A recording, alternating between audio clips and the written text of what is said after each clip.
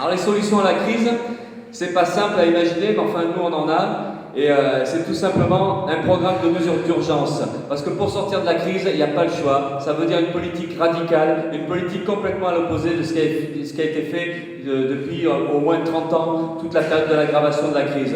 Donc il faut une politique radicale. Et une politique radicale, ça suppose qu'on sorte des baratins. Enfin qu'on sorte de tout ce discours de baratin, où à chaque fois c'est toujours la même propagande justement pour nous faire justifier le recul des reculs sociaux. Donc aujourd'hui, il faut stopper tout ça. Et nous, ce qu'on met en avant, c'est à la fois un bouclier social, mais en même temps des outils qui permettraient de récupérer les richesses qui ont été détournées et les mettre au service des populations. Donc le bouclier social, c'est tout simplement le fait de dire qu'aujourd'hui, pour stopper le chômage, pour stopper la précarité, il faut interdire les licenciements, il faut arrêter les suppressions d'emplois dans les services publics.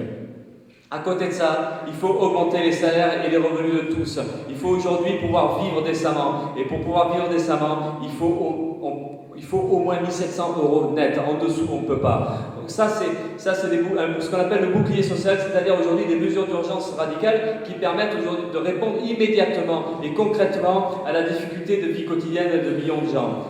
À côté de ça, il y a aussi ce qu'on appellera une solution écologique radicale. Il faut aujourd'hui combattre, stopper les effets néfastes du capitalisme sur la planète et sur les gens. Et ça veut dire déjà en premier lieu sortir du nucléaire dans les 10 ans au maximum. Et ça, c'est possible.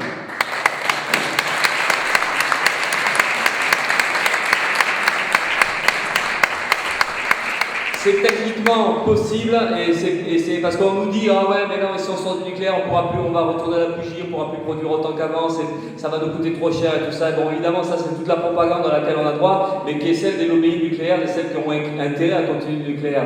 Nous on dit que c'est possible et ça veut dire des choix politiques. Et le choix politique. Le Japon l'a fait. Le Japon l'a fait. Le Japon a arrêté le nucléaire.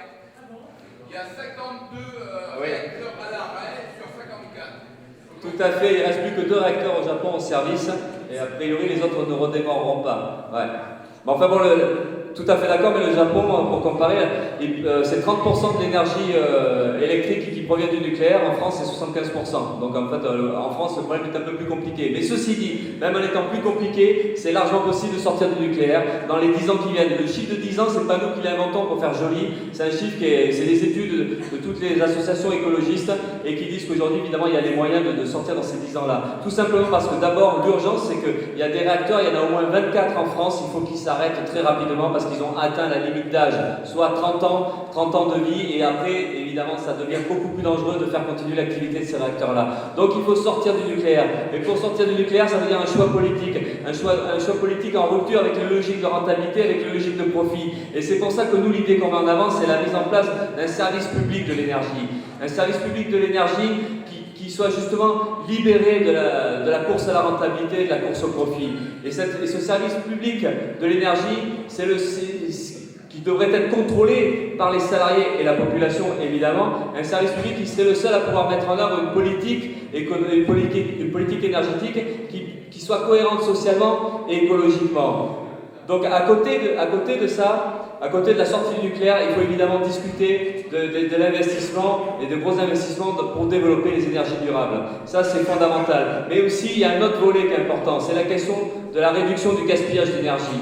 Et il y a 2 choses importantes là-dedans, c'est la question du chauffage des logements, parce que d'abord le chauffage électrique c'est quelque chose qui est peu efficace et qui est très peu rentable, enfin très peu rentable d'un point de vue efficacité pour chauffer, pas d'un point de vue capitalistique. Et puis surtout c'est qu'il y a beaucoup de logements qui sont insalubres et donc il y a un gaspillage pour pouvoir chauffer correctement ces appartements-là. Donc ça suppose, pour économiser, ça suppose de développer, de faire des constructions de logements neufs et d'avoir tout un plan de rénovation des logements. Et à côté de ça, il y a aussi la question des transports. Nous, on est pour le développement des transports publics. On est pour sortir du tout voiture, du tout camion. Ça veut dire développer le transport par train. Ça veut dire, là encore, mettre en place un service public du transport qui permettrait justement de répondre à tout ça et à la fois de répondre à des soucis écologiques, mais à des problèmes sociaux. Et c'est pour ça qu'on défend l'idée de la gratuité des transports pour tous et notamment tout le transport qui concerne de la maison au boulot.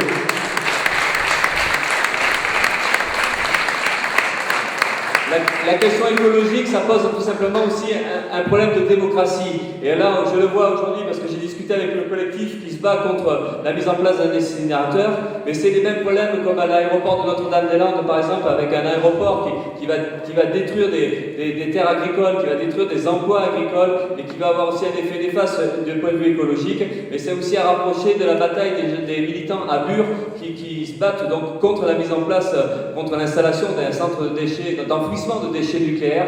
Ce que je veux dire par là, c'est qu'il y a la question écologique, mais il y a la question démocratique. Il faut absolument que la population ait les moyens de débattre de tout ça et les moyens de décider et d'imposer ses propres choix, parce que c'est quand même elle qui vit là et c'est donc ses propres intérêts qui doivent être déterminants. Avant et bien avant, évidemment, les intérêts capitalistiques ou les intérêts de multinationales comme Vinci, du côté de Notre-Dame-des-Landes, ou ici je crois que c'est Veolia, pour la question des incinérateurs. Donc voilà, il y a une question qui est fondamentale du point de vue de l'écologie. Il faut que la population s'en mêle, il faut qu'elle intervienne, il faut qu'elle se batte, il faut qu'elle s'organise, et il faut qu'à un moment donné on mette en place dans des structures démocratiques qui permettent de choisir et de décider pour nous.